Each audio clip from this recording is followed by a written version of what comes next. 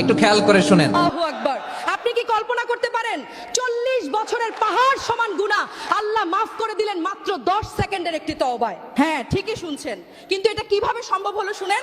হযরত মুসা আলাইহিস সালামের আমলে অনেক দিন যাবত বৃষ্টি হয় না, ভয়াবহ খরা, আকাশ থেকে এক ফোঁটা পানিও পড়ছে না, মাটি ফেটে চৌচির, মানুষ পশু পাখি গরমে ছটফট করছে। মানুষের কান্নার হাহাকার দেখে হযরত মুসা আলাইহি তার উম্মতদের নিয়ে খোলা মাঠে সালাতুল ইস্তিসকা বা বৃষ্টির নামাজের জন্য দাঁড়ালেন। সবাই ভাবছে আল্লাহর নবী হাত তুলেছেন, এখনই অঝোর ধারায় বৃষ্টি নামবে, কিন্তু হলো তার উল্টোটা।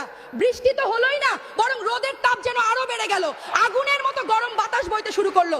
নবী মুসা অবাক হয়ে আল্লাহকে জিজ্ঞেস করলেন, হে আল্লাহ, আমরা তোমার কাছে বৃষ্টি চাইলাম আর তুমি তাপ বাড়িয়ে দিলে, কারণটা কি? আল্লাহর পক্ষ থেকে জবাব এলো, মুসা, এই ভিড়ের মধ্যে এমন একজন পাপিষ্ঠ ব্যক্তি আছে যে গত 40 বছর ধরে টানা আমার নাফরমানি করছে। তার একটা গুনাহের কারণে আমি